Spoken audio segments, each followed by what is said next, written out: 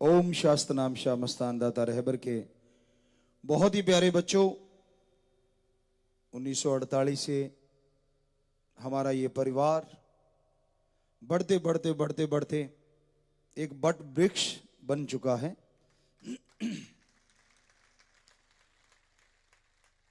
वैसे तो संत पीर फकीर का परिवार, जो भी परमपिता परमात्मा ने सृष्टि को बनाया है सारा ही होता है, लेकिन जिन्होंने गुरुमंत्र ले लिया है आज वो हमारा परिवार करोड़ों में हो चुका है।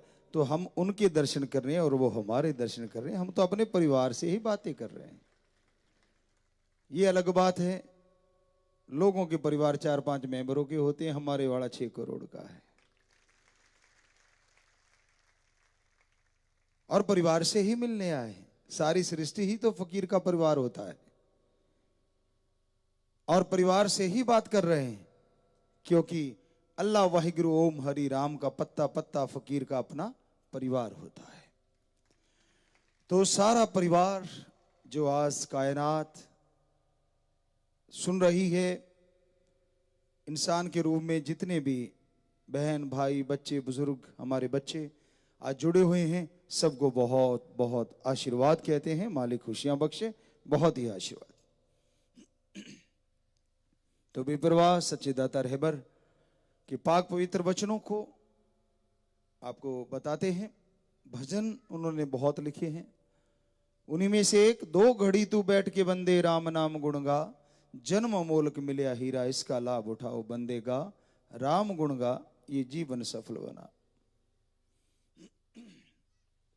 इंसान यह कहता है कि उसके पास समय नहीं है,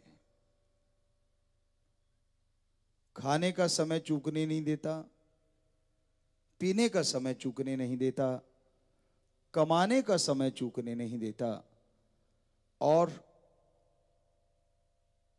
कोई भी ऐसा कार्य जो शरीर से संबंध रखता हो, परिवार से संबंध रखता हो, उसके लिए समय निकालता ही निकालता है। यहां तक कि जो काम नहीं करने चाहिए, ठगी बेईमानी भ्रष्टाचार काम वासना क्रोध लोभ मोह अहंकार मन माया, उनके लिए भी टाइम निकाल रखा है।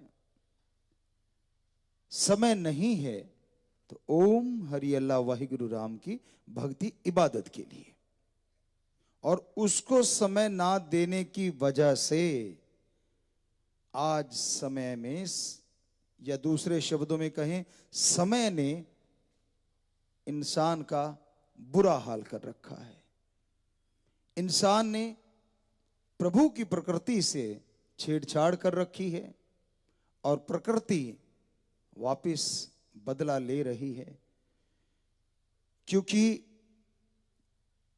कुदरत के कादिर ने क्या खूबसूरत इस जमीन पे स्वर्ग बना रखे हैं, अलग अलग तरह के। मैदानी इलाके में जाइए, सरसों के जब खेत होते हैं उस पे जब आप निगाह मारते हैं, कभी ऊपर से निगाह मारी हो आप लोगों ने, चलो साइड से तो निगाह मारी है, पर हमने तो देखा है, यूं लगता है कि क्या खूबसूरत पीले रंग का कालीन बिछा हुआ है, क्या धरती ने श्रृंगार कर रखा है। तो वो एक अलग तरह का स्वर्ग है। धरती पे चावल की खेती होती है, जीरी कह लीजिए, धान कह लीजिए, जब उसकी निगाह मारते हैं तो यूं लगता है किसी ने खूबसूरत एक हरे रंग का गलीचा बिछा रखा है।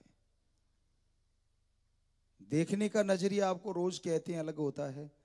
हम तो राजस्थान के टीलों में भी देखा ऊपर चढ़ के, वो टीले भी यूं लगते हैं कि कुदरत के कादिर ने क्या खूबसूरत डिजाइन बना रखे हैं, क्या उनकी धार होती है, और हवा चलने से क्या उनके ऊपर यूं यूं एक निशान पड़े होते हैं। वो एक अलग तरह का स्वर्ग है। बस देखने का नजरिया होना चाहिए। पहाड़ी इलाके में जाइए, वो एक अपने आप में एक अलग तरह का स्वर्ग है। तो कितने के गिनाए कुदरत के कादिर ने इतने स्वर्ग बना रखे हैं, किसके लिए? पशु पक्षी परिंदे सबके लिए, पर उनका लुत्फ उनका नजारा लेता है सबसे ज्यादा मनुष्य। वो समझता है उन चीजों को, एंजॉय करता है, उसे खुशी आती है ये सब देख के। लेकिन बड़ा दर्द होता है, बड़ा दुख होता है जब यही इंसान प्रभु की बनाई इन स्वर्ग जन्नत जैसी चीजों का बर्बाद कर रहा है, तबाह कर रहा है, और वहां पे अपने नए नए डिजाइन के मकान बनाता जा रहा है, कंक्रीट के महल माड़ियां बनते जा रहे हैं। और कुदरत ने जो भी चीज बनाई होती है वो बिना वजह नहीं बनाई होती, सबकी अपनी अपनी वजह होती है, सबका अपना अपना कारण होता है। पर ये दखलंदाजी कर रहा है, उसको बर्बाद करने पे तुला हुआ है आज का इंसान। जीने का स्रोत सबसे बड़ा पानी और हवा है। महानगरों में जाइए, अगर कोई गांव से पहली बार जाएगा, यकीन मानो उसे खींच खींच के सांस लेने पड़ेंगे। कारण इतना पोल्यूशन, इतना प्रदूषण बढ़ गया है, कहने सुनने से परे। तो हवा में जहर घुलता जा रहा है। शरीर में शायद 70 से 90% हमें पूरा ख्याल में नहीं, पानी ही होता है। वो स्रोत नीचे चले जा रहे हैं, कोई फिक्र नहीं आप लोगों को। बिना वजह पानी की बर्बादी करते जा रहे हैं, बिना वजह आप उस पानी का खात्मा करते जा रहे हैं जो शरीर के लिए अति अति जरूरी है।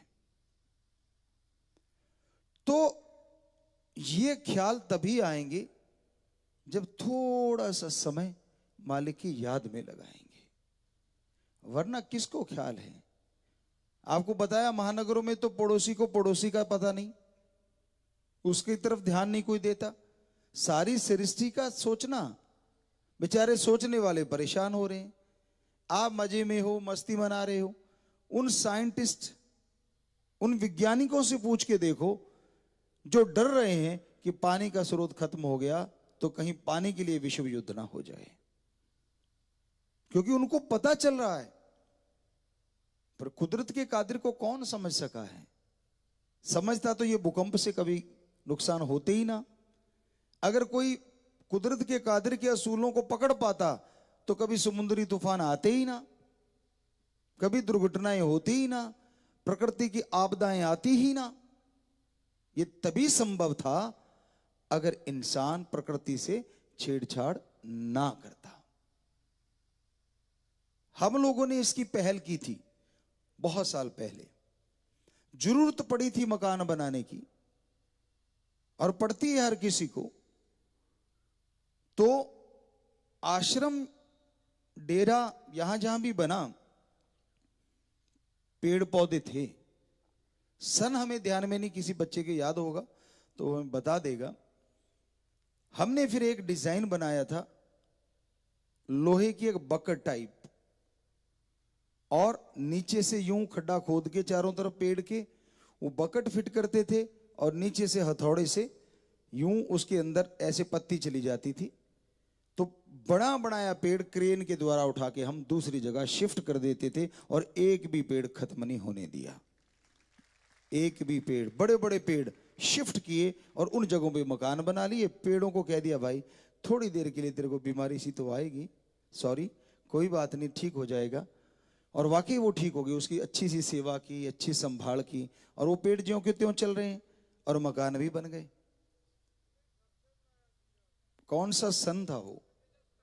97 में बच्चे कह रहे हैं कि वो बनाया था। तो जरूरत पड़ी थी तभी कि भाई ऐसा करना है। और हम तो अपने नजरिए में जब भी सामने आता है तो पेड़ चलो सूख गया उसको काट लेते हैं, वो तो चलो जलाने के भी काम आता है, और वो वहां गिरना ही है, उसने काट के ले गए तो और अच्छी पत्तियां निकलती हैं और सुंदर लगता है। वो काट छांट तो चलती है, ये जरूरी भी होती है। क्या आप नहीं करते अपने शरीर में? मत किया करो, ब्रश करना पड़ता है ना। क्यों? दांत चमकाना चाहते हो भाई, और रोग से बचना चाहते हो, दोनों बातें हैं।